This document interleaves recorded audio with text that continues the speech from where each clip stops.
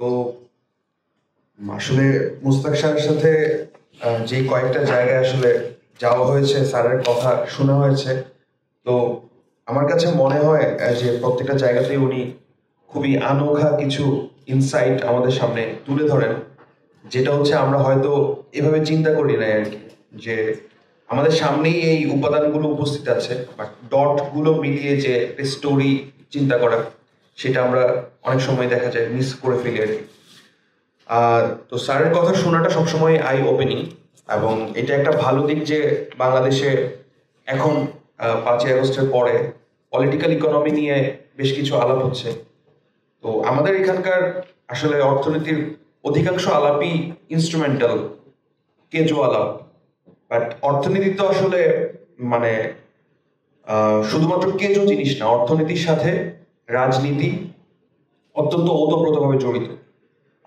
আপনারা দেখবেন যে বাংলাদেশে গত রেজিমে তাদের পুরো ইকোনমিক জাস্টিফিকেশনটা এসেছে কিন্তু উন্নয়ন, গ্রোথ ইত্যাদি দ্বারা, মানে ডেভেলপমেন্ট ন্যারেটিভ আর কি।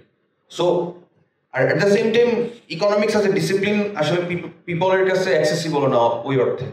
তো দেখা গেছে যে খুবই ভেগ অ্যাম্বিগুয়াস কথাবার্তা বলে ওই সময়ের রেজিমের যারা মুখপাত্র ছিল তারা বাংলাদেশকে নানা ধরনের কথা বুঝাতে পেরেছে।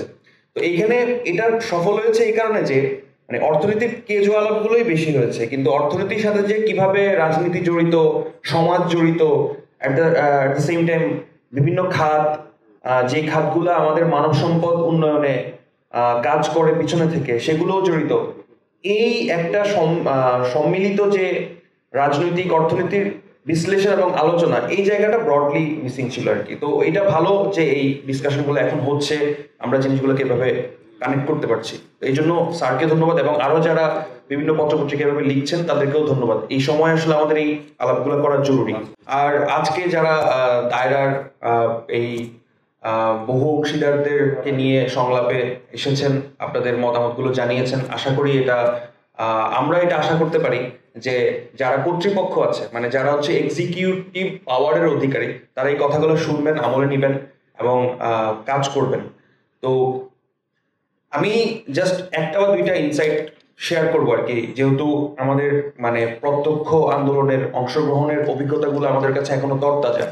আর আমাদের তো যেহেতু এখনো আমরা আমাদের যৌবনে, সো আমাদের লাস্ট 15-20 বছরের অভিজ্ঞতাগুলো মোটামুটি আমরা সামারাইজ করতে পারি। ওই জায়গা থেকেই জাস্ট কয়েকটা ইনসাইট শেয়ার করে আর কি, যে আমরা দেখেছি যে বাংলাদেশের রাজনীতি এবং সমাজ নীতি এবং রাজনীতি সমাজনীতির মধ্যেকার যে গতি প্রকৃতি, ডাইনামিজম, এটা অনেক বেশি হচ্ছে কালচারাল ওয়ারফেয়ার, ইডিওলজিক্যাল ওয়ারফেয়ার দ্বারা প্রভাবিত এবং ক্যারেক্টারাইজড।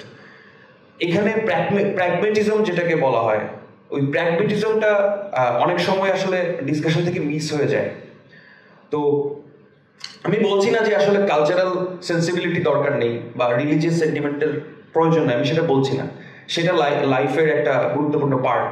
বাট পলিটিক্স যখন কালচারাল ওয়ারফেয়ার এবং হচ্ছে যে রিলিজিয়াস সেন্টিমেন্ট এবং ইডিওলজিক্যাল ওয়ারফেয়ার দিয়ে শেপ হইতে থাকে, তার সাথে যখন যুক্ত হয় development narrative, it becomes a deadly combination.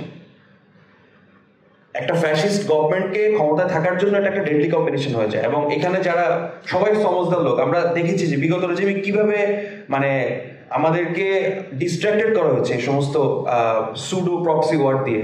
But দুঃখজনক বিষয় যেটা হয়েছে যে আমরা 5ই আগস্টের পরে বলেছিলাম যে আমরা ফ্যাসিবাদী ব্যবস্থার বিলোপ চাই এবং সেখানে একটা নতুন রাজনৈতিক বন্দোবস্ত আমরা চাই।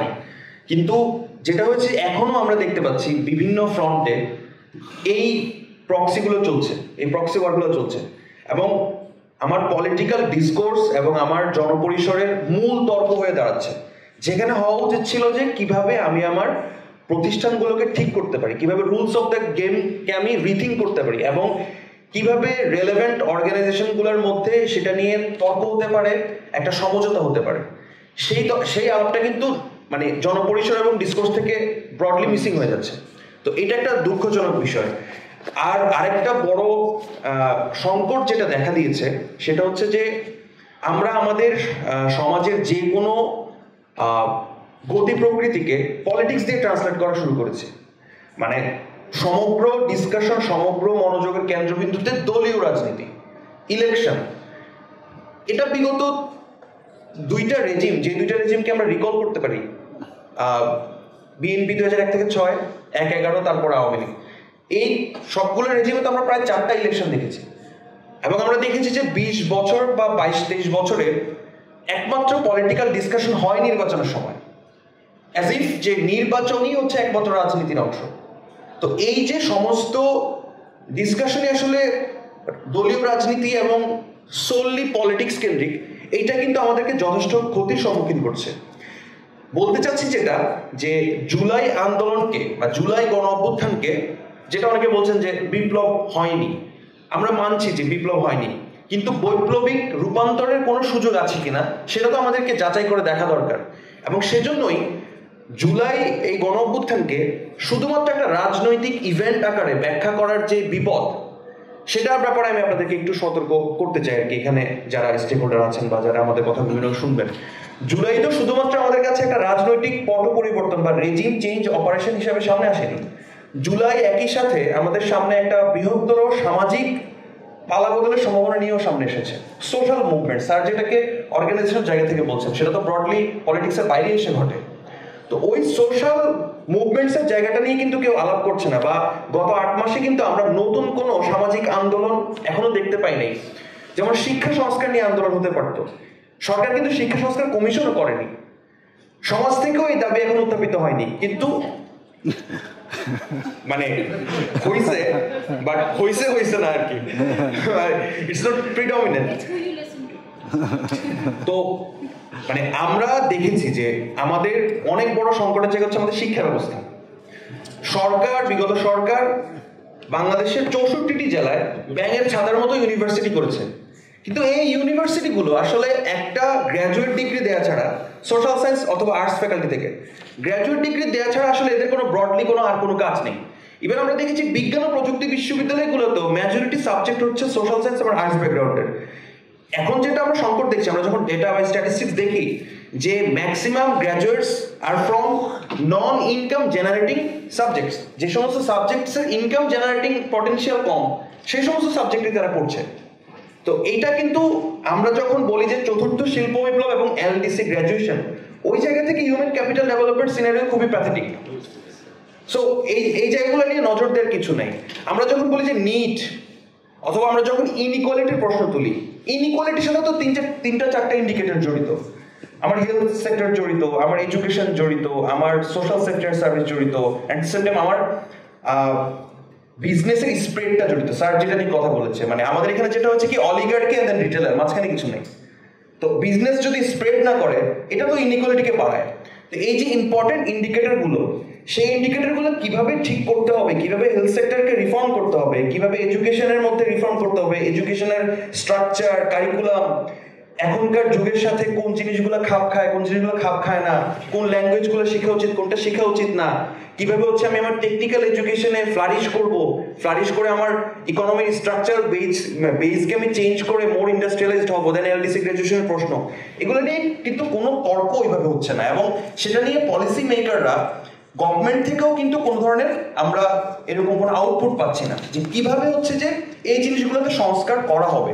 আমরা শুধুমাত্র এবং দুঃখজনক বিষয় হচ্ছে যে পলিটিক্যাল পার্টিগুলো তাদের মেইন ডিসকাশন পয়েন্টসগুলোতে কিন্তু এই জিনিসগুলো প্রায়োরিটাইজ হচ্ছে না, হচ্ছে যে ক্ষমতার পালাবদলের প্রশ্ন।